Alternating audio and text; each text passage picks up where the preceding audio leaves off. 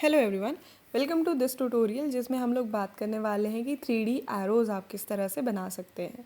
इससे पहले हम लोगों ने 3D format and 3D rotation के लिए बेसिक शेप्स का 3D बनाया था, जिसमें हमने काफ़ी सारे शेप्स कवर किए थे। स्पेसिफिकली अगर हम स्फेयर का 3D में बात करें तो उसके लिए एक अलग वीडियो था, क्योंकि उसमें एक छोटा सा ट्रिक है जिसके लिए हमें उसे सेपरेट बनाना पड़ा। इस वीडियो में हम लोग बात करेंगे ब्लॉक एरोज़ का 3D फॉर्म, और इसके अलावा एक हमने वीडियो बनाया था जिसमें हमने 3D स्टार्स की बात की थी, जिसमें हमने फर्स्ट रो का इस्तेमाल किया था और काफ़ी अच्छी शेप्स मिले थे हमें, जो कि एक तरह से फ़न वीडियो था। जस्ट एक्सप्लोर करते हुए गलती से हमें वो मिला था। तो इस वीडियो को बनाने के लिए हम लोग इंसर्ट शेप में जाके कोई भी एक एरो सिलेक्ट करेंगे। उसे सिलेक्ट करके आप कलर चेंज या तो अभी स्टार्टिंग में भी दे सकते हैं या फिर आपका पूरा 3D शेप बनने के बाद भी। प्रेफरेबली अगर आप आउटलाइन ना रखें तो थोड़ा फ़ायदा होता है। अब हम लोग जाते हैं फॉर्मेट शेप में।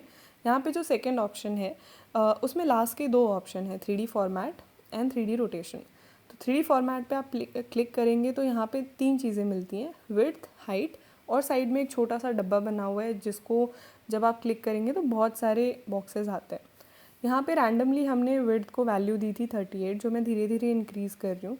अगर ज़ीरो होता है तो हमें मिलेगा एक 2D एरो, और विजुअली आपको जज करना है कि कितनी विड्थ और हाइट आप रखना चाहते हैं।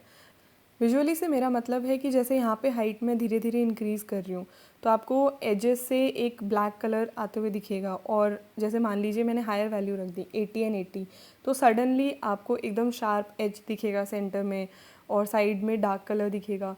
तो 80 एंड 80 धीरे धीरे इंक्रीज़ करके वैल्यू मिल जाएगी। आप चाहे तो 100 भी रख सकते हैं, 50 इज़ ऑल्सो सफिशियंट।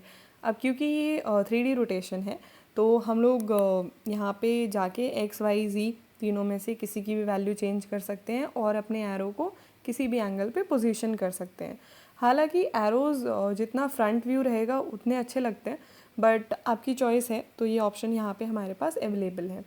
अब बात करते हैं विड्थ और हाइट के बगल में जो बॉक्सेस हैं उनकी। तो यहाँ पे आपको 12 ऑप्शंस मिलते हैं और आप रैंडमली एक एक को क्लिक करके देख सकते हैं। जैसे थर्ड को ऑप्शन को क्लिक किया तो आपको रोटेट करके एक्चुअली देखना पड़ेगा कि शेप में चेंजेस कहाँ हुए हैं। जैसे फोर्थ वाले में हाइट थोड़ी बढ़ गई, या फिर हमारा जो सिक्स्थ वाला है उसमें एरो के अंदर एक और एरो दिख रहा है जो कि नीचे की तरफ है, यहाँ पे वो ऊपर की तरफ है। तो क्योंकि ये 3D ऑप्शंस हैं तो इस तरह के चेंजेस आप यहाँ पे कर सकते हैं। तो 3D में ये 3 स्टेप्स में से ये पहला है जिसमें आप लोग विड्थ एंड हाइट प्रोवाइड करेंगे और टॉप बेवल के जो भी आपका पसंदीदा ऑप्शन है वो चूज़ करेंगे। एंड इट ऑल डिपेंड्स कि आप विजुअली कैसा रखना चाहते हैं। बट एरोज़ के लिए अगर आप एक्स वाई जी को ज़ीरो रखें तो वो ज़्यादा अच्छा दिखता है, जैसा कि अभी स्क्रीन पे है हमारे पास। उसके अलावा जो दूसरा ऑप्शन है वो है, एक बार शेप बनने के बाद आप डायरेक्टली एडिट शेप में जाके अपना एरो चेंज कर सकते हैं, जो कि बहुत अच्छी बात है। जो भी एडिटिंग आपने रखी है, मान लीजिए लास्ट में आपको एरो चेंज करना है तो पूरी एडिटिंग दोबारा नहीं लगती है। फॉर्मेट में जाके एडिट शेप में जाके आप चेंज शेप कर सकते हैं और वो फाइनल नहीं होगी। आप वापस से उसकी विड्थ, उसकी हाइट और उसका जो सिलेक्शन है वो चेंज कर सकते हैं, आप उसे रोटेट कर सकते हैं। तो ये हो गई दो चीज़ें। यहाँ पे हमने इस एरो को चूज़ किया है, इसकी एक रीज़न है। हम आते हैं तीसरी चीज़ पे जो कि है बॉटम में चेंजेस। जैसे मान लीजिए ये एरो यहाँ पे है, हमने इसकी भी विड्थ और हाइट की बॉटम में वैल्यू दे दी है 100 और टॉप में भी हमने उसे 100 कर दिया। यहाँ पे आपको स्पेसिफिकली कुछ खास चेंजेस नहीं दिख रहे हैं। इसको देखने के लिए हमें इसे थोड़ा और रोटेट करना पड़ेगा। तो यहाँ पे काम करते हैं, दो कॉपीज़ बनाते हैं। यहाँ पे मैंने सिंपली कॉपी पेस्ट किया है। हम लोग एक में बॉटम को 0 0 रखेंगे, यानी कि टॉप में 100 एंड 100 वैल्यू है, और जो दूसरा ऑप्शन है इसका फॉर्मेट में जाके हम लोग रोटेट करके देखते हैं तो आपको दिखेगा कि इसकी विड्थ थोड़ी ज़्यादा है और इसकी विड्थ थोड़ी कम है। हालांकि क्योंकि ये एरोज़ हैं तो इस एंगल से कुछ खास रिप्रेजेंटेशन नहीं है, बट जस्ट ये ऑप्शन बताने के लिए ये जो लाइन मैंने ड्रॉ किया है ये है 2D प्लेन एरो का। Top changes and bottom changes आपने जस्ट प्रोवाइड किए हैं। अगर आप इन दोनों को नन देंगे एक्स वाई जी में तो कुछ खास फ़र्क नहीं दिखेगा आपको, क्योंकि वो सिर्फ टॉप का फ्रंट व्यू होगा। ऐसा आप एरोज़ को चेंज करके भी देख सकते हैं, जिसमें हम लोग चेंज शेप में जाके इस एरो को चूज़ कर रहे हैं।